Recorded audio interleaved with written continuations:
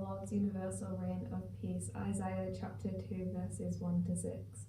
This is what Isaiah son of Amos saw concerning Judah and Jerusalem in the last days. The mountain of the Lord's temple will be established as the highest of the mountains. It will be exalted above the hills, and all nations will stream to it. Many peoples will come and say, "Come, let us go to the north mountain of the Lord, to the temple of the God of Jacob.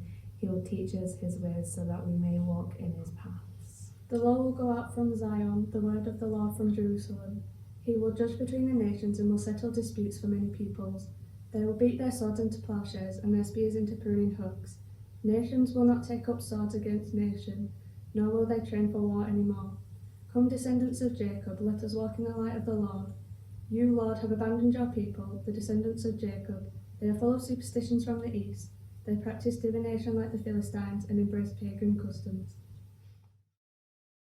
Keeping Christmas by Henry van Dyke. It is a good thing to observe Christmas Day, the mere marking of times and seasons when men agree to stop work and make merry together is a wise and wholesome custom. It helps one to feel the supremacy of the common life over the individual life. It reminds a man to set out his own little watch now and then by the great clock of humanity which runs on sun time. But there is a better thing than the observance of Christmas Day, and that is keeping Christmas. Are you willing to forget what you have done for other people and to remember what other people have done for you? To ignore what the world owes you and to think what you owe the world?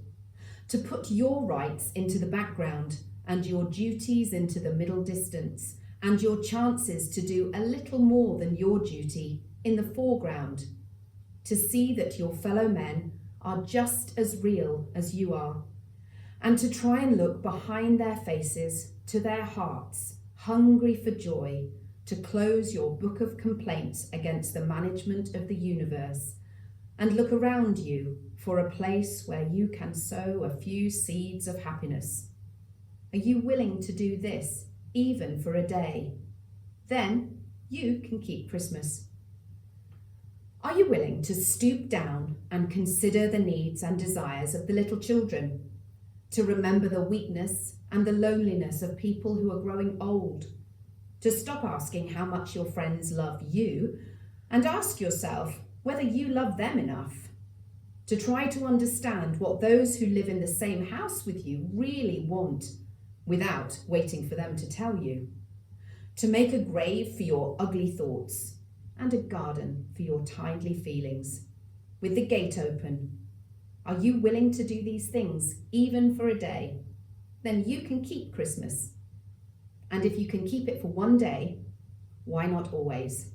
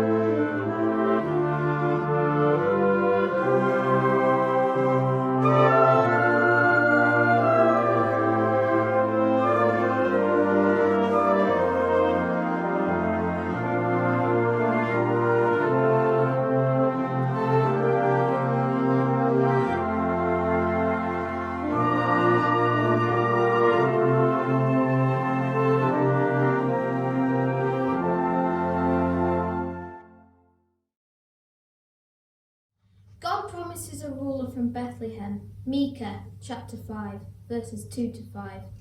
But you, Bethlehem, though you are small among the clans of Judah, out you will come for me, one who will be ruler over Israel, whose origins are from of old, from ancient times. Therefore Israel will be abandoned until the time when she who is in labour bears a son, and the rest of his brothers return to join the Israelites. He will stand and shepherd his flock in the strength of the Lord. In the majesty of the name of the Lord is his God. And they will live securely, for then his greatness will reach the ends of the earth. And he will be our peace when the Assyrians invade our land and march through our fortresses. We will raise against them seven shepherds, even 8 commanders. My Christmas Wish for You by Ruth Keffart.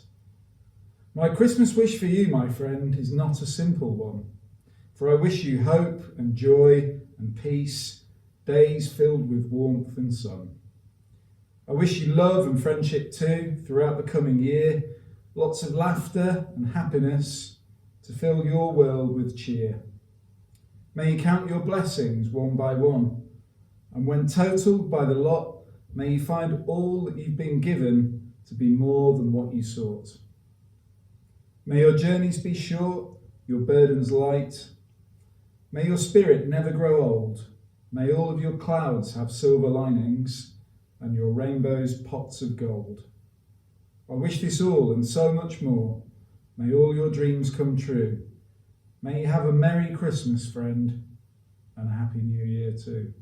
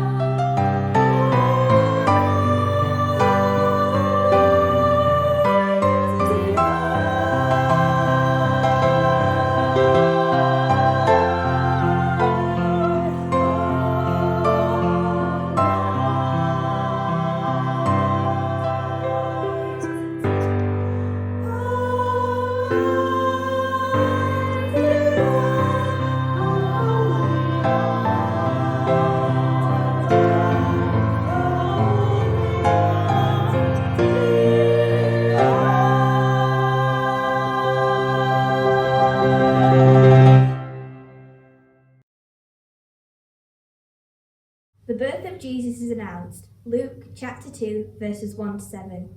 In those days, Caesar Augustus issued a decree that a census should be taken of the entire Roman world. This was the first census that took place while Quirinius was governor of Syria, and everyone went to their own town to register. So Joseph also went up from the town of Nazareth in Galilee to Judea, to Bethlehem, the town of David, because he belonged to the house and line of David.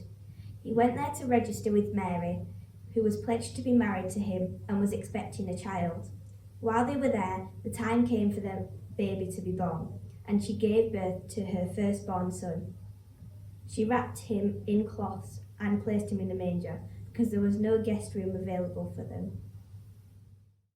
This is Amazing Peace, a Christmas poem by Dr. Maya Angelou, the shortened version. Into this climate of fear and apprehension, Christmas enters, streaming lights of joy, ringing bells of hope and singing carols of forgiveness high up in the bright air. The world is encouraged to come away from rancor, come the way of friendship. Hope is born again in the faces of children. It rides on the shoulders of our aged as they walk into their sunsets. Hope spreads around the earth, brightening all things, even hate, which crouches, breeding in dark corridors. In our joy, we think we hear a whisper. At first it is too soft, then only half heard.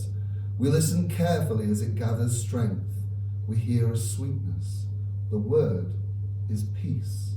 It is loud now. It is louder, louder than the explosion of bombs. We tremble at the sound. We are thrilled by its presence. It is what we have hungered for, not just the absence of war, but true peace, a harmony of spirit, a comfort of courtesies, security for our beloveds and their beloveds. We clap hands and welcome the peace of Christmas. We beckon this good season to wait a while with us. We, Baptist and Buddhist, Methodist and Muslim, say, come, peace. Come and fill us and our world with your majesty. We, the Jew and the Jainist, the Catholic and the Confucian, implore you to stay a while with us. It is Christmas time, a halting of hate time. We, angels and mortals, believers and non-believers, look heavenward and speak the word aloud. Peace. We look at our world and speak the word aloud. Peace.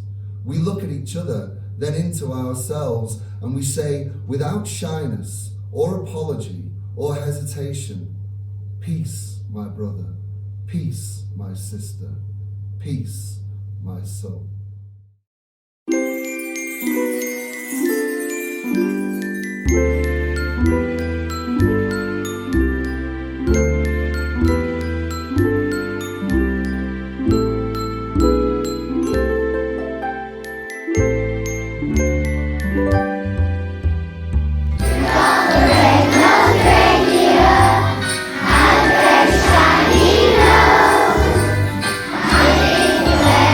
Star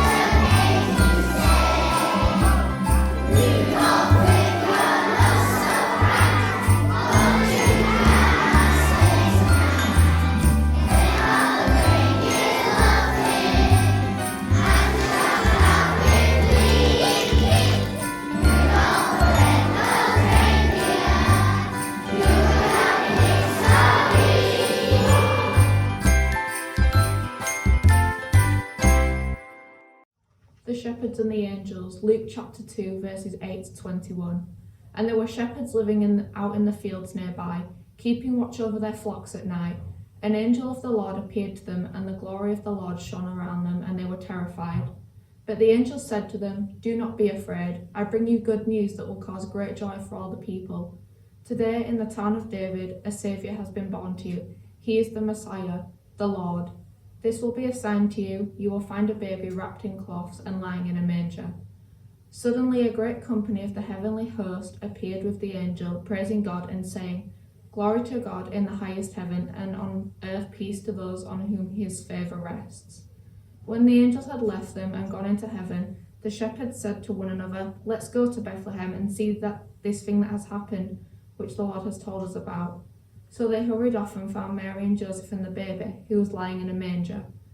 When they had seen him, they spread the word concerning what they had been told about this child, and all who heard it were amazed at what the shepherds said to them.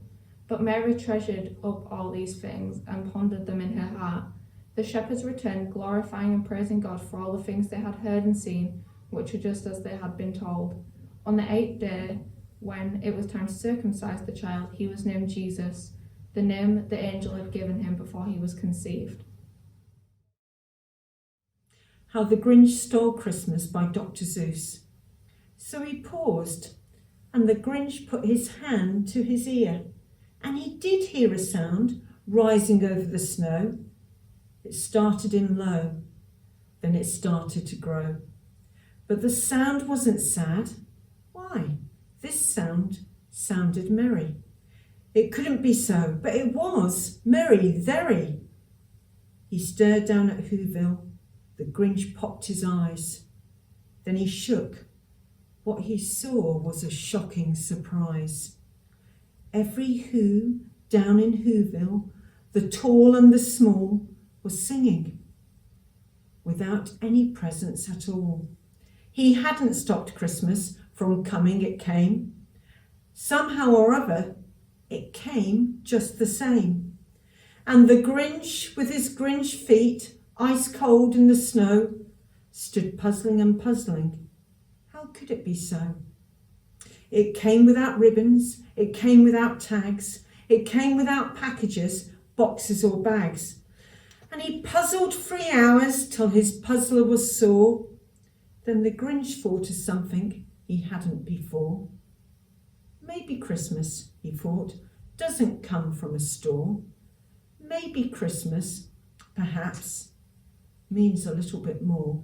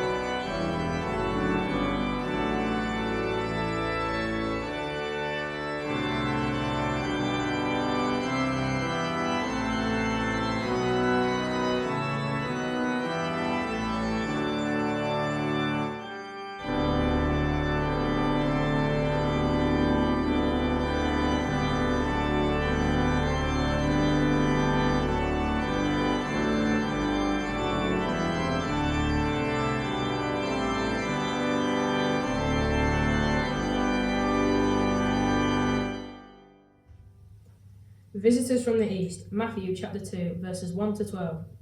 After Jesus was born in Bethlehem in Judea during the time of King Herod, Magi from the East came to Jerusalem and asked, "Where is the one who has been born, King of the Jews? We saw his star when it rose and have come to worship him." When King Herod heard this, he was disturbed, and all of Jerusalem with him.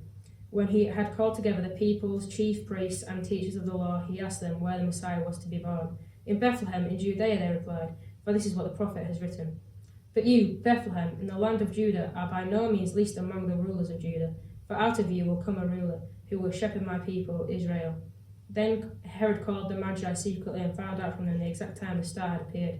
He sent them to Bethlehem and said, "Go and search carefully for the child. As soon as you find him, report to me, so that I too may go and worship him."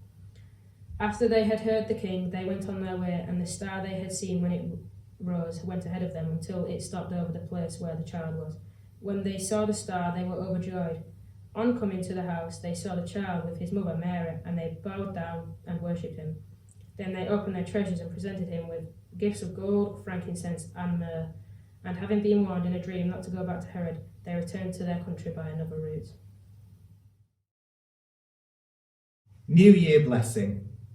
At the sound of the tolling midnight bell, a brand new year will begin. Let's raise our hopes in a confident toast to the promise it ushers in.